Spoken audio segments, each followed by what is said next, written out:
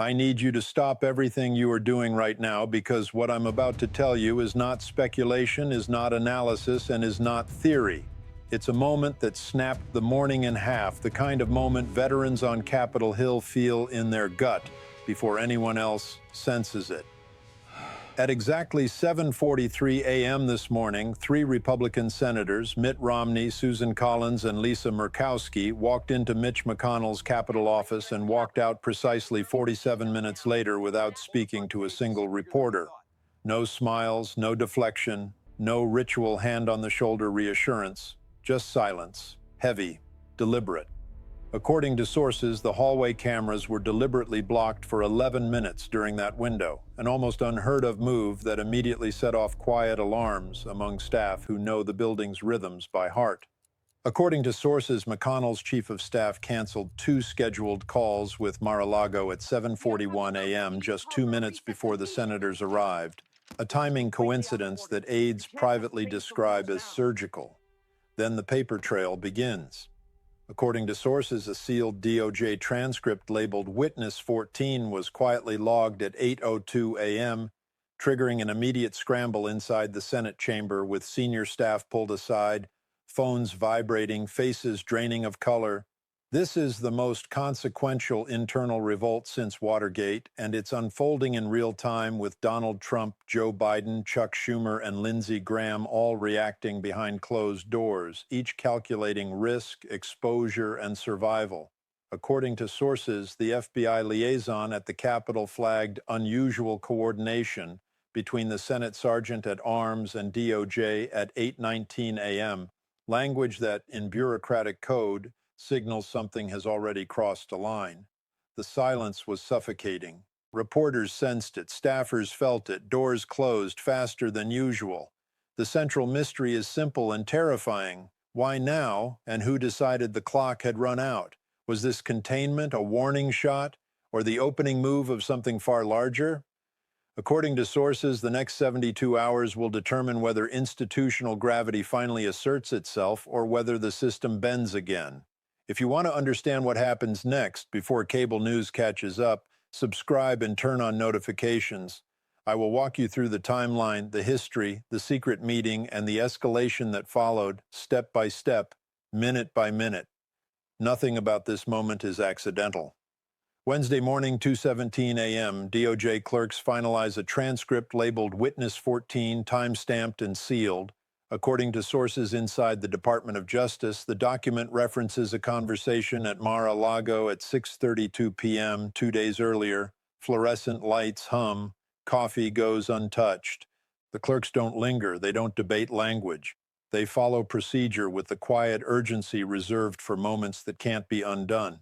According to two sources familiar with the handling of the file, the seal level is elevated twice in under 10 minutes, a move rarely seen outside counterintelligence cases, and the transcript is logged, double-checked, and moved into restricted circulation before sunrise. Wednesday, 6:04 a.m., Senate Majority Leader Chuck Schumer is briefed in the White House Situation Room. According to sources inside the Senate, he immediately requests a head count. Not a memo, not a talking point, a head count. Who's in the building? Who's reachable? Who's already compromised by proximity or prior statements? According to a source present for the briefing, the room goes quiet as the implications land, and the word timeline is repeated more than once. Wednesday, 7:12 a.m. Mitch McConnell arrives at the Capitol early, entering through the East Front. According to sources, he brings only one folder. No staff, no entourage, just one folder held tight, the kind of grip that signals weight. A source who sees him pass says he doesn't stop to talk. He doesn't nod. He moves like a man late for something that can't wait. Wednesday, 7:43 a.m., Romney, Collins, and Murkowski enter McConnell's office. According to sources inside the Senate, the meeting is unscheduled and phones are surrendered at the door. No aides, no calendars. The door closes. The silence in the hallway stretches. According to a Senate security source, this protocol hasn't been used for a routine meeting in years. Wednesday, 8:31 a.m. Lindsey Graham cancels a Fox News hit. According to sources close to the booking, the reason given is national security. Producers scramble, segments reshuffle. Viewers never hear the explanation, but according to a source familiar with the decision, the call comes after a short, tense conversation that ends abruptly. Wednesday, 9:06 a.m., a NATO liaison contacts the State Department. According to sources familiar with the call, European allies are seeking reassurance. The phrasing is careful, diplomatic, but according to one official briefed afterward, the concern is blunt. Is the system holding? Wednesday, 9:58 a.m., Donald Trump posts and deletes a Truth Social message in 93 seconds. According to sources monitoring the account, the deletion follows a call from his legal team. Screenshots circulate anyway. Phones light up. According to a source close to the matter, the message wasn't impulsive, it was interrupted. Each event escalates the pressure, compressing time and options until a secret emergency meeting becomes unavoidable. This is not about ideology. This is not about policy. This is about fear. Reporters sensed it. Staffers felt it. Doors closed faster than usual. The central mystery is simple and terrifying. Why now, and who decided the clock had run out? Was this containment, a warning shot, or the opening move of something far larger? According to sources, the next 72 hours will determine whether institutional gravity finally asserts itself or whether the system bends again. If you want to understand what happens next, before cable news catches up, subscribe and turn on notifications. I will walk you through the timeline, the history, the secret meeting, and the escalation that followed, step by step, minute by minute. Nothing about this moment is accidental. In 1974, Barry Goldwater defied Richard Nixon, triggering resignation. Lesson: institutions move when elites move. That moment didn't look dramatic at first. No cameras, no shouting. Just a senior Republican, Barry Goldwater, walking into the Oval Office and calmly explaining the math. The votes were gone. The support had collapsed. The walls had finally closed in on Richard Nixon. Institutions didn't suddenly find courage. They followed power as it shifted. Fast forward to 2019. Mitt Romney defied Donald Trump during impeachment, paid with isolation. Lesson: one vote changes nothing alone. Mitt Romney stood on the Senate floor, voice steady, knowing exactly what it would cost him. And the cost came swiftly. Donors froze, colleagues turned away in hallways, invitations stopped, the machine didn't break, it closed ranks around Donald Trump and waited for the message to sink in. Then 2021. Liz Cheney defied Trump post-January 6th, lost leadership. Lesson: authoritarian loyalty is enforced through punishment. Liz Cheney didn't whisper, she spoke plainly, she cited facts, and within months she was removed, marginalized, erased from leadership. This is how authoritarian control works in practice. According to sources who study these moments, the pattern is consistent. Isolate dissenters, raise the cost, wait for fear to do the work. The silence becomes suffocating, the example is set. Others watch and calculate, but fear only works until people realize the threat is not going away. This time, three factors changed. First, polling. According to sources reviewing internal GOP surveys, Trump's favorability among suburban Republicans dropped to 41% after the last filing. That number mattered because it wasn't public spin, it was internal. It was whispered in briefings, slid across tables, absorbed in private by people who count votes for a living. Second, trials. According to sources inside the court calendar, 2 trial dates now sit inside the primary window. Not hypotheticals, real dates, fixed, unmoving. For the first time, the calendar itself became an adversary, compressing risk into weeks instead of years. Third, coordination. According to sources, 17 senators compared notes for the first time since January 2021. Not speeches, not statements, notes, quietly. According to 2 sources who were briefed on the meeting, here is what happened inside the Capitol on Wednesday morning. Each event escalates the pressure, compressing time and options until a secret emergency meeting becomes unavoidable. This is not about ideology. This is not about policy. This is about fear. Reporters sensed it, staffers felt it, doors closed faster than usual. The central mystery is simple and terrifying. Why now? And who decided the clock had run out? Was this containment, a warning shot, or the opening move of something far larger? According to sources, the next 72 hours will determine whether institutional gravity finally asserts itself or whether the system bends again. If you want to understand what happens next before cable news catches up, subscribe and turn on notifications. I will walk you through the timeline, the history, the secret meeting, and the escalation that followed step by step, minute by minute. Nothing about this moment is accidental.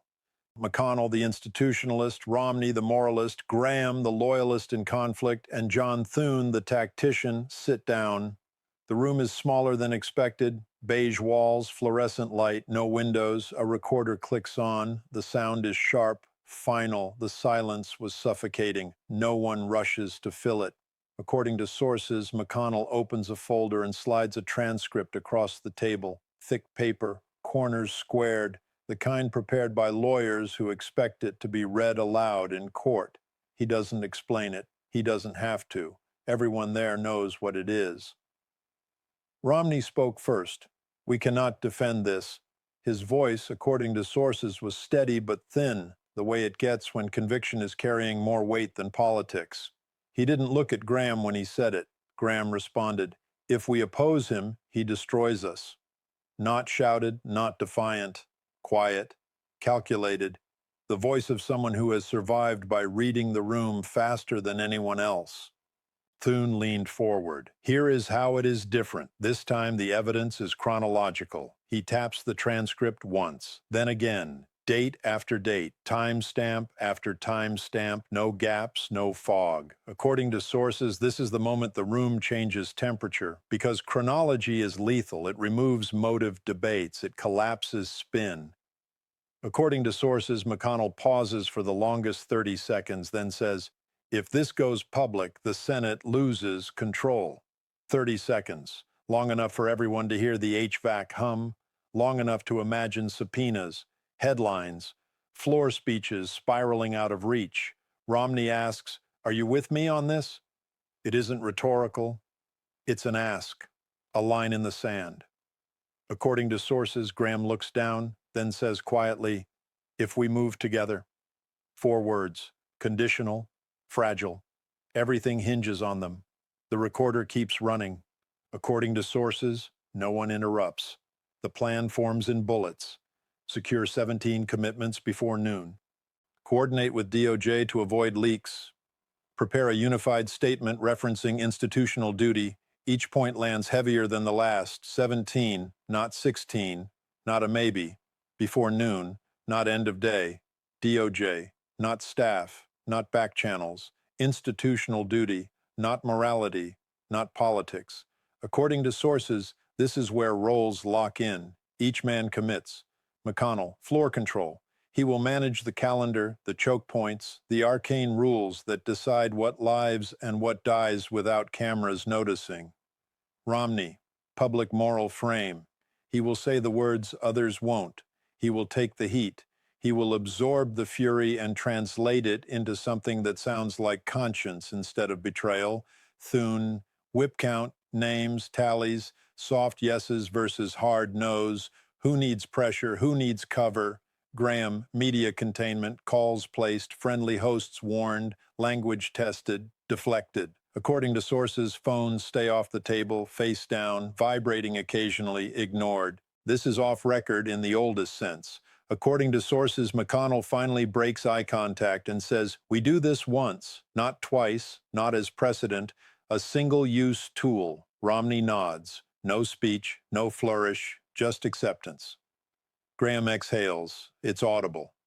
The release of someone who knows the cost and has decided to pay it anyway. Thune closes the folder. A soft thud. Finality. 4 men, 4 votes. And with that, the structure began to crack. According to sources, the recorder stops at 8:29 a.m. What happened next moved with stunning speed. Each event escalates the pressure, compressing time and options until a secret emergency meeting becomes unavoidable. This is not about ideology. This is not about policy. This is about fear. Reporters sensed it. Staffers felt it. Doors closed faster than usual. The central mystery is simple and terrifying. Why now? And who decided the clock had run out? Was this containment a warning shot or the opening move of something far larger? According to sources, the next 72 hours will determine whether institutional gravity finally asserts itself or whether the system bends again. If you want to understand what happens next, before cable news catches up, subscribe and turn on notifications. I will walk you through the timeline, the history, the secret meeting, and the escalation that followed step by step, minute by minute. Nothing about this moment is accidental. At 9:15 a.m., the phones light up in quiet corners of Manhattan and Houston and Palo Alto, not with press inquiries, but with donor calls, the kind that never leave a paper trail. And according to someone briefed, two Fortune 100 CEOs freeze contributions on the spot, not publicly, not with statements, just a sudden, deliberate stop that sends a chill through the fundraising apparatus because money moves faster than ideology and fear moves faster than money. By 9:38 a.m., the shockwave crosses the Atlantic as NATO diplomats request clarification, and according to someone briefed, stability is the word used, spoken carefully, deliberately, in clipped accents over secure lines because in diplomatic language, stability is not reassurance. It is concern dressed up as courtesy, and everyone on those calls understands exactly what is being asked without anyone daring to say it out loud. Then at 10:04 a.m., the dam cracks when Trump phones Graham. And according to someone briefed, voices are raised, not the usual performative bluster, but something sharper, more personal. "You're making a mistake," Trump says, the words landing hard, and Graham replies, "I know," not defiant, not apologetic, just resigned, "and let me stop here because Lindsey Graham's decision is the earthquake. It signals permission. It tells every wavering actor watching this unfold that the rules have changed and the cost of movement has dropped." At 10:22 a.m., leaked texts surface like shrapnel, raw and unfiltered. Traitors, all of them, followed by "burn it down." And suddenly the private rage becomes public evidence, screens lighting up in newsrooms and offices, aides whispering, lawyers wincing, because once texts leak, they can't be walked back. By 10:41 a.m., the media splits cleanly down the middle, and according to someone briefed, two networks pull scheduled segments, anchors scrambling, producers shouting across control rooms, the silence between commercial breaks suffocating as executives decide what not to say, which in this moment is just as revealing as what they air.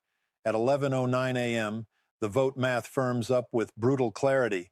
17 Republicans committed, 5 more privately committed. Magic number is 18. And that arithmetic hangs over Capitol Hill like a countdown clock, staffers doing the math again and again, even though the numbers don't change, because once you see the path, you can't unsee it. By 11:47 a.m., corporate PACs pause. And according to someone briefed, language cites rule of law, a phrase polished for press releases but rooted in boardroom panic because this isn't about virtue, it's about risk exposure, subpoenas, shareholder calls scheduled for later that afternoon.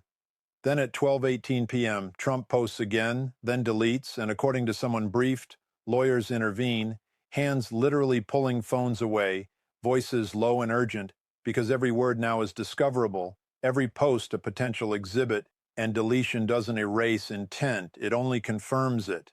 This is not a single front, not a lone skirmish or a bad headline cycle. This is donors, diplomats, media, lawmakers, and lawyers closing in from every direction. This is encirclement. And if you're feeling the walls tighten as these timestamps stack on top of each other, if you're starting to see how one call triggers another and how silence becomes signal, hit that like button right now if you are starting to see how this connects. Each event escalates the pressure, compressing time and options until a secret emergency meeting becomes unavoidable. This is not about ideology. This is not about policy. This is about fear. Reporters sensed it. Staffers felt it. Doors closed faster than usual. The central mystery is simple and terrifying. Why now, and who decided the clock had run out? Was this containment, a warning shot, or the opening move of something far larger? According to sources, the next 72 hours will determine whether institutional gravity finally asserts itself or whether the system bends again.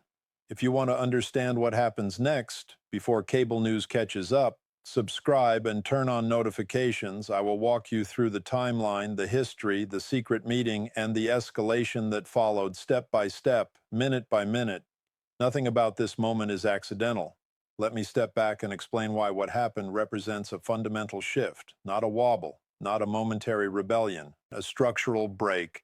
For years, the system ran on one assumption: fear worked. Mechanism 1, fear, stopped working.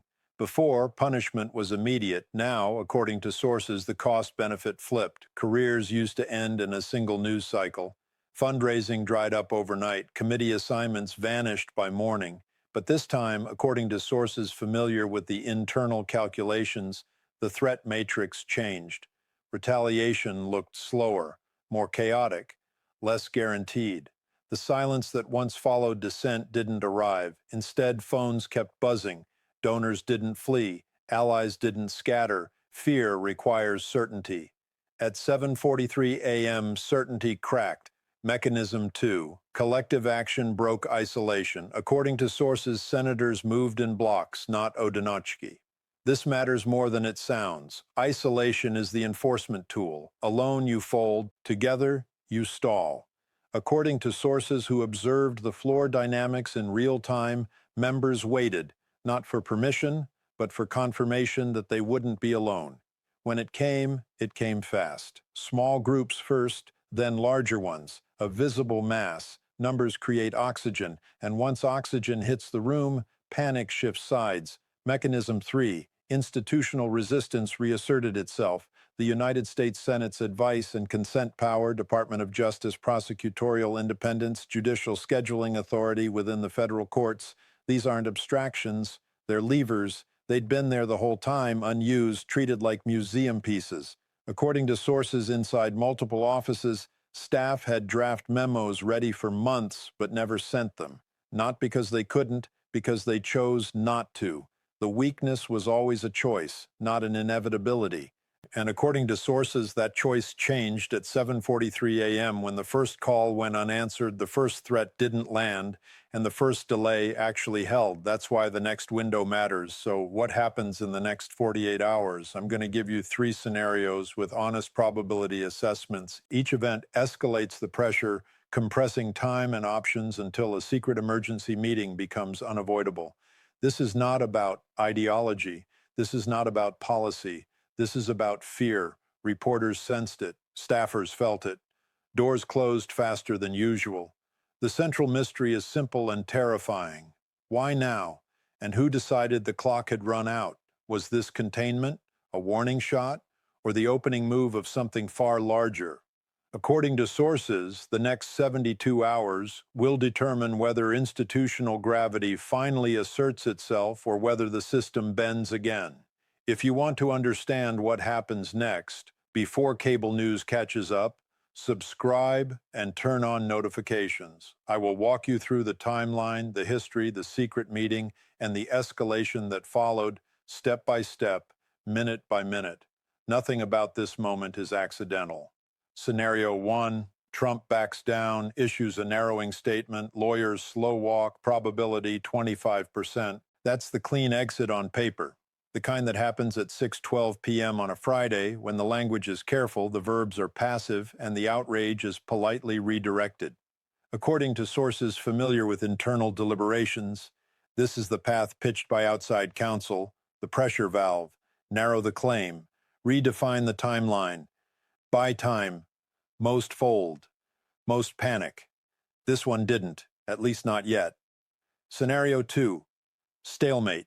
Dueling statements, quiet defections, institutional grind, probability 50%. This is the long hallway with no windows, press releases crossing in midair.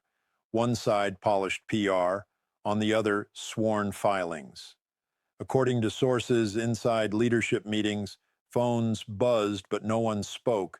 Silence stretched, votes drifted. 17 senators went missing from the count. Not publicly, not officially, just absent. Was she unaware? Trapped? or silent. This is not policy. This is fear. Scenario 3. Full rupture, public break, accelerated legal action, party fracture, probability 25%. The match strikes. According to sources close to donors, the money freezes first, then the calls stop, then the filings land, fast, precise, unforgiving. Public words harden into irreversible moves. My assessment, based on conversations with 9 sources, Scenario 2 edges ahead, but volatility remains. The machinery prefers stalemate. It grinds quietly, it exhausts opponents, but when authoritarians feel cornered, they escalate. This is about who controls the Senate and the rule of law. The next 48 hours are decisive. Watch 3 things: coordinated statements, donor behavior, court filings. Subscribe, ring the bell, and comment with what you're watching. You will not get this analysis anywhere else. Stay alert. Each event escalates the pressure, compressing time and options until a secret emergency meeting becomes unavoidable. This is not about ideology. This is not about policy. This is about fear. Reporters sensed it. Staffers felt it. Doors closed faster than usual. The central mystery is simple and terrifying. Why now, and who decided the clock had run out? Was this containment, a warning shot, or the opening move of something far larger? According to sources, the next 72 hours will determine whether institutional gravity finally asserts itself or whether the system bends again. If you want to understand what happens next, before cable news catches up, subscribe and turn on notifications. I will walk you through the timeline, the history, the secret meeting, and the escalation that followed step by step, minute by minute. Nothing about this moment is accidental.